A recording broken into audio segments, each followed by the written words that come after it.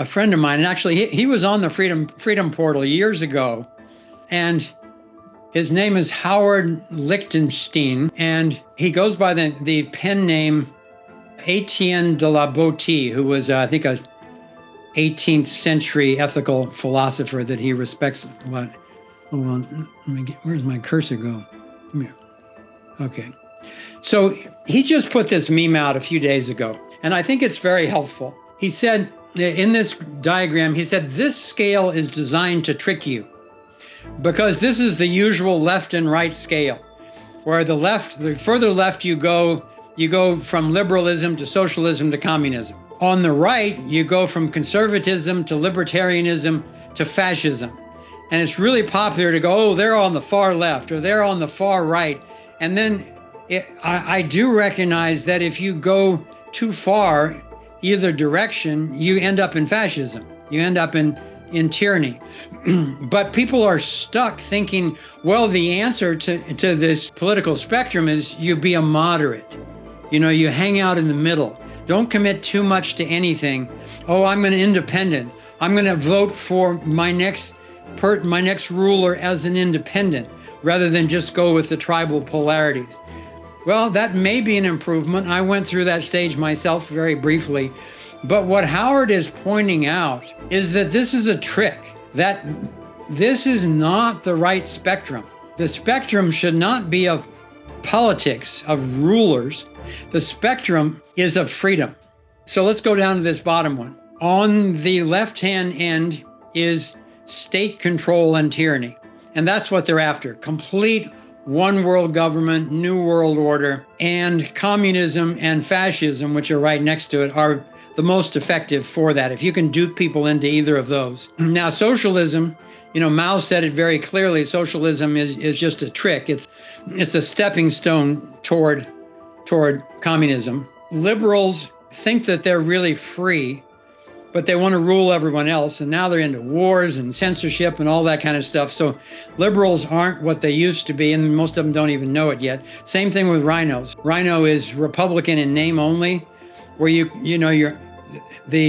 on the left, their flag tends to say fairness. Of course, they can arbitrarily decide anytime they want, like with censorship, what's fair and what's not. Same with meritocracy and all that. With the rhinos on the right, they're a little more free because the word on their flag tends to be free. But still, a lot of them come back and distort it and invade other countries based on their idea of freedom, or tell people who they can marry and who they can't based on their idea of religion or whatever. So that's all to the left-hand side. And then on the right-hand side, you've got conservative. And then the Tea Party came along, and they really wanted to go back to the Constitution. So they were more, in a sense, fundamental with the Constitution than conservatives. Then libertarians come along, and they're even more freedom-oriented than the Tea Party. But they're still political, capital L libertarians. They want to have a party, they want to be in charge, but they want to have a small party. And they say they don't want to engage in foreign wars or fake currency and that type of thing. They just want to protect people with a limited government. They've never been very successful. I admire the direction in which they're thinking. Now, libertarians believe in what's called minarchy, which means a minimal government. And there's a joke amongst the freedom community. What's the difference between minarchy and anarchy? And the answer is about 6 months. Because if you get to minarchy, and you study history and you see how well things work without an authoritarian government, pretty soon you're going to say, wait a minute, why would we have any government at all? Everything, including security, insurance, protection, justice, it can all be handled way better, as we've talked about many times, through private, independent, competing entities held to the non-aggression principle. So usually it takes about 6 months for somebody to go from being a libertarian to being an anarcho-capitalist. I don't use this term because it's such an ineffective marketing term. People don't know what anarchy is, but they hate it. And they don't know what capitalism is, but they hate it. So why would I put the two of them together and then use it as if people were going to understand it and like it? So to the right of anarcho-capitalism, which is, I believe in anarchy, no government, but I also believe in capitalism, and capitalism defined as voluntary exchange, in the true free market.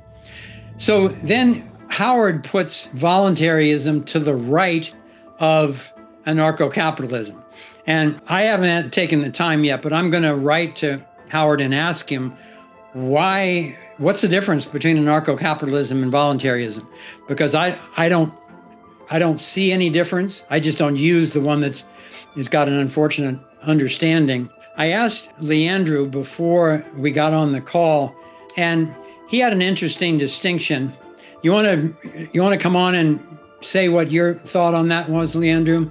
Yeah, so I think for a lot of people, and I don't know that this is widely agreed upon, but look, I have the voluntarism symbol on my wrist. I've had it tattooed for over a decade. So, I definitely identify You're committed. I'm committed. I identify more as a voluntarist.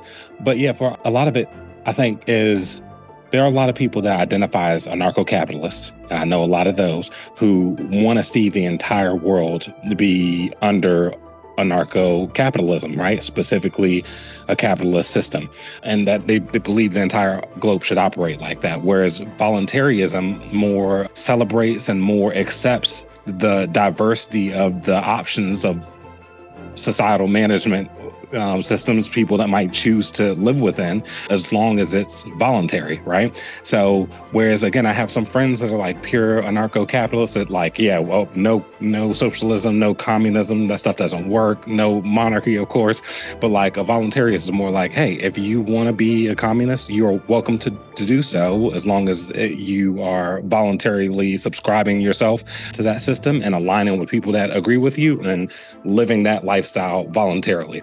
So it's kind of, it's almost like if you wanted to have like a theistic approach to it, it's almost like monotheism versus polytheism. We're not saying that the one true system is anarcho-capitalism. We're saying that people should be free to live within whatever system they identify with. Okay, great. Thank you for that.